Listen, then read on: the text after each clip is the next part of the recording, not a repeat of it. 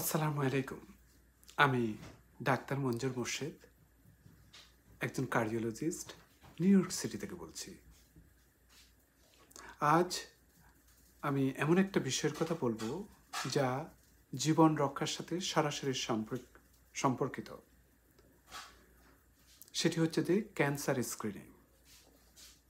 অনেকেই মনে করেন ক্যান্সার মানে মৃত্যু, কিন্তু বাস্তবে আগেভাগে ধরা পড়লে বেশিরভাগ ক্যান্সারই সম্পূর্ণভাবে নিরাময়যোগ্য।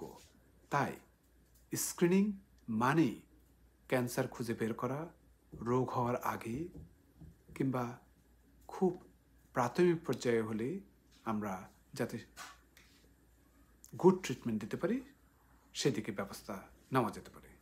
তো আসুন স্ক্রিনিংটা কি জেনে নিই। স্ক্রিনিং হলো এমন একটা পদ্ধতি যেখানে লক্ষণ না থাকলেও নিয়মিত পরীক্ষা করে দেখা হয় কোনো ক্যান্সার হওয়ার আশঙ্কা আছে কিনা। যেহেতু আমরা আজকে ক্যান্সার স্ক্রিনিং নিয়ে কথা বলছি, সেজন্য এটির উপরে সীমাবদ্ধ থাকব। লক্ষণ নয় রোগ নির্ণয় করা, বরং রোগের ঝুঁকি আগেই শনাক্ত করতে হবে। কেন সেটি স্ক্রিনিংটা জরুরি? ক্যান্সার যত আগে ধরা পড়ে চিকিৎসা তত সহজ এবং সফল হয়। অনেক ক্যান্সার, যেমন colon cancer, cervical cancer, breast cancer আগে ধরা পড়লে পুরোপুরি নিরাময়যোগ্য। স্ক্রিনিং অনেক সময় ক্যান্সার হওয়া প্রতিরোধ করে, যেমন পলিপ যদি আপনার কোলনে থাকে সেটি অপসারণের মাধ্যমে কোলন ক্যান্সার কিন্তু প্রতিরোধ করা যেতে পারে। খরচ এবং জটিলতাও অনেক কমে যায় যখন আগেভাগে চিকিৎসা শুরু হয়। কোন কোন ক্যান্সারের স্ক্রিনিং সবচেয়ে গুরুত্বপূর্ণ? এই ধরুন ব্রেস্ট ক্যান্সার মহিলাদের জন্য, সেটি আপনি টেস্ট করতে পারেন ম্যামোগ্রাম দিয়ে।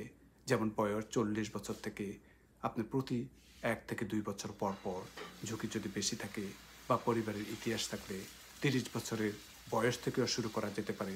এটি ক্ষেত্র বিশেষে আপনার জিওআইএন ডাক্তার বা প্রাইমারি কেয়ার ডাক্তার বলে দিবে। এই যেমন ধরুন সার্ভিক্যাল ক্যান্সার, যেমন প্যাপস্মিয়ার বা এইচপিভি টেস্ট, যাদের বয়স 21 বছর থেকে শুরু করে প্রতি 3 থেকে 5 বছর পর পর আপনি এই স্ক্রিনিংটা করতে পারেন।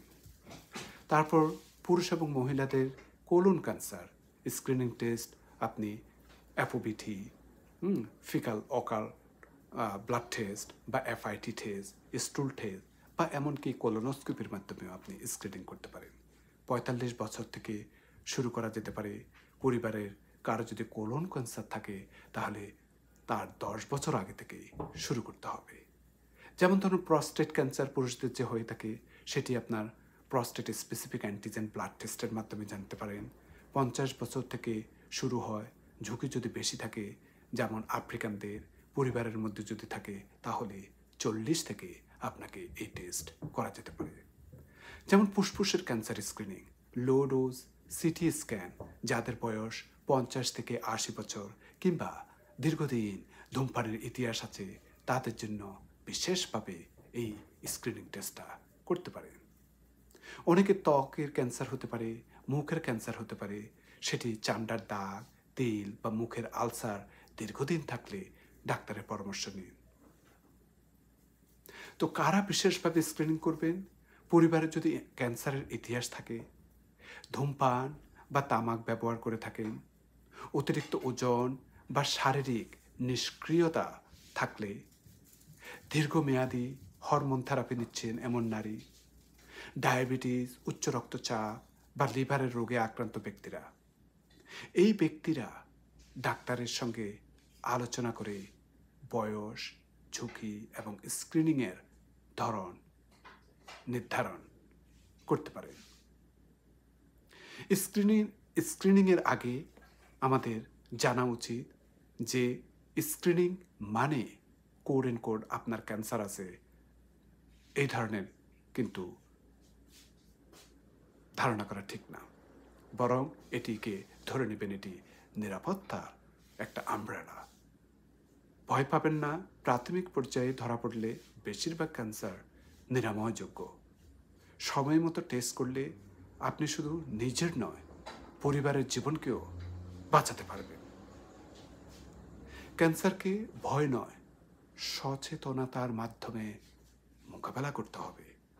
নিয়মিত স্ক্রিনিং জীবন বাঁচানোর সবচেয়ে সহজ উপায়। তাই আমি অনুরোধ করব, আপনি নিজে স্ক্রিনিং করুন, পরিবারকে উৎসাহ দিন এবং এই ভিডিওটি শেয়ার করুন, যেন আরও মানুষ আগেভাগে সতর্ক হতে পারে। ধন্যবাদ। আবার আরেকটা টপিক নিয়ে আমি আপনাদের সম্মুখে আসব। সেই পর্যন্ত আল্লাহ সবাইকে ভালো রাখুন। আমার জন্য দোয়া করবেন, আমার পরিবারের জন্য দোয়া করবেন। আরেকটা পর্ব নিয়ে আবার আপনাদের সম্মুখে আসব। আল্লাহ হাফেজ।